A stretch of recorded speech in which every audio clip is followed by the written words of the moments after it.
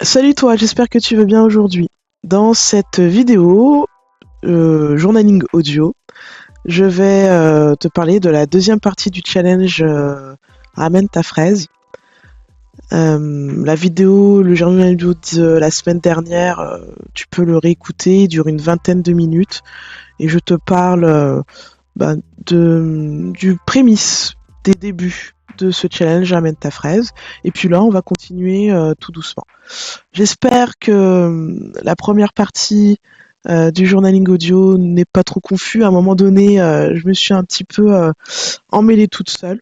Et puis là, je vais reprendre avec le plus de fluidité possible ce journaling-là,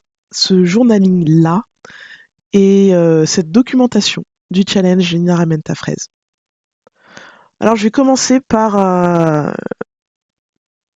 le fait que c'était vraiment une vraie mission de soutien pour moi.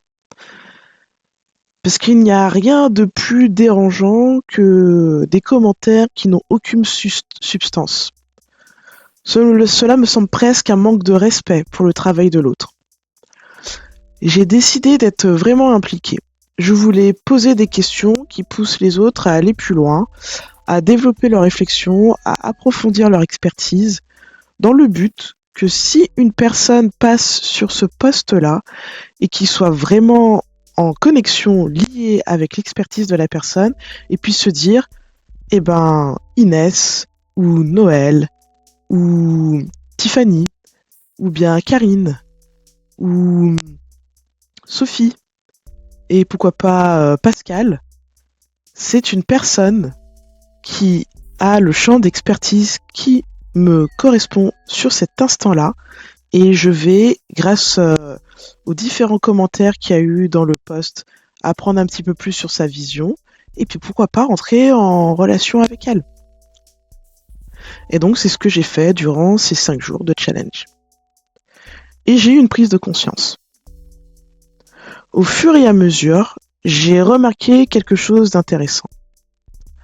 Une sorte de décalage entre ce que je proposais et ce que je percevais de ma tribu dans laquelle j'étais. Je sentais que mes publications n'étaient pas reçues comme je l'espérais. Il y avait une forme de dissonance ou de non-connexion. Je ne me sentais pas alignée. Et en y réfléchissant, je me suis rendu compte que mon expression n'était peut-être pas aussi claire que je ne le pensais. Ce n'est pas une question d'adoucir mes mots, ni de les enrober dans des formules toutes faites. Non, là il s'agit plutôt de trouver cette clarté, cette puissance dans mes messages. Je suis consciente qu'avec mon profil, mes lignes 3 et 5, j'ai cette énergie qui peut parfois déstabiliser, déranger, et ça fait partie de moi. Je l'ai compris au fil des années. Avec ma ligne 3, je suis l'expérimentatrice, celle qui se heurte à des obstacles. Et ça fait partie de mon processus d'apprentissage et d'évolution. Alors oui, ça fait mal parfois, mais c'est comme ça que je grandis. Ça fait mal de se prendre des murs dans la tronche, constamment. Cette ligne 3, c'est la ligne du martyr. C'est celle qui essaye, qui se plante, qui apprend de ses erreurs. Et même si elle n'est pas toujours facile, je sais que c'est là que je trouve mon alignement. À partir du moment où je prends conscience des choses, bien évidemment. Puis, il y a ma ligne 5, l'hérétique. Celle qui remet en question, celle qui cherche à déconstruire, à débunker les idées reçues. Cette ligne fait partie... Même cette ligne est faite pour déranger, pour pousser à la réflexion. C'est aussi ce côté de ma personnalité qui peut créer des frictions, des malentendus. Mais c'est mon rôle et je dois l'accepter.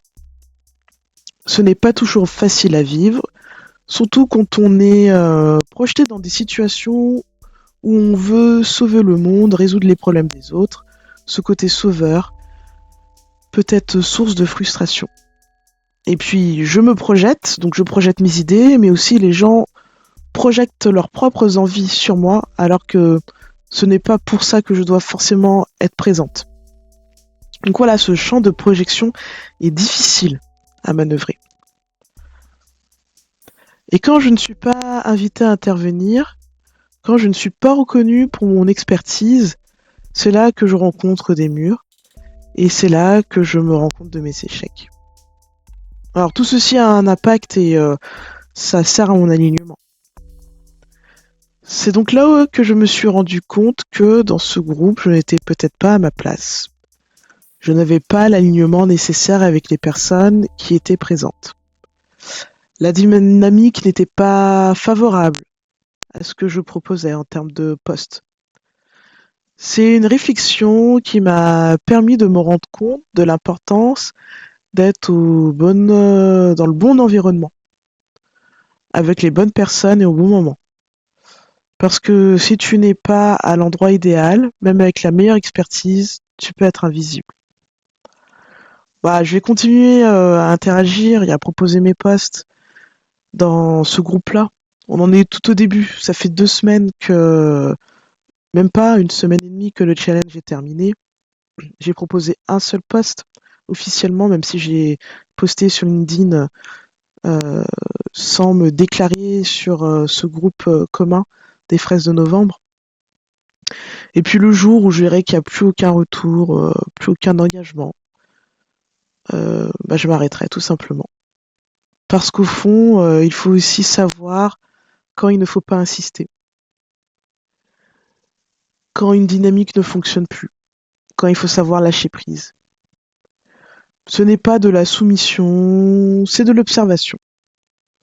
Quand il n'y a plus d'interaction, ben, je couperai les ponts avec ce groupe et ce sera sûrement sans regret. Et puis, ça me permet d'aller un petit peu plus loin dans cette réflexion un peu plus profonde de l'entrepreneuriat. Bah, ce challenge m'a aussi amené à réfléchir sur cette question, hein. Qu'est-ce qui est vraiment important dans l'entrepreneuriat?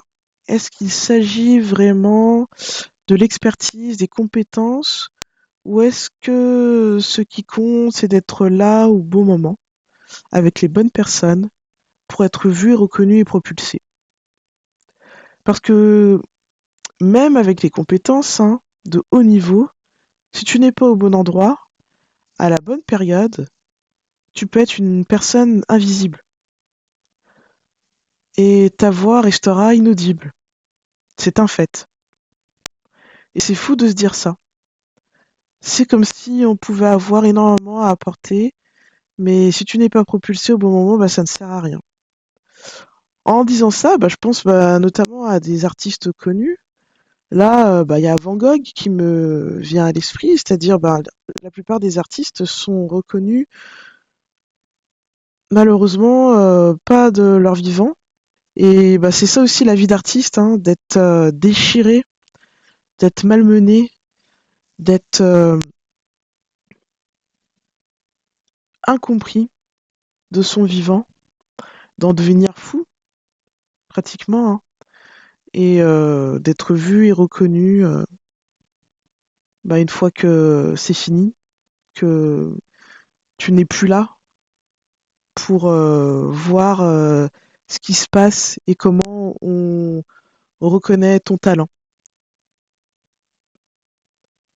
Voilà, c'est une véritable réflexion que j'ai eue sur le sens du succès.